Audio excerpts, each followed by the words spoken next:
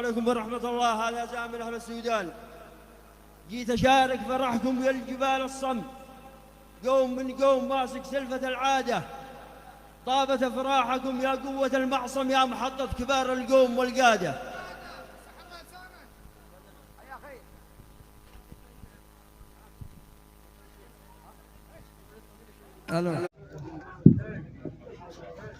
السلام عليكم ورحمة الله. وهذا الزامل من السودان، من بحور القوافي سلام يخص كم من بطل وافي، والتهاني عسل شهد صافي خالصة من عسل جردان.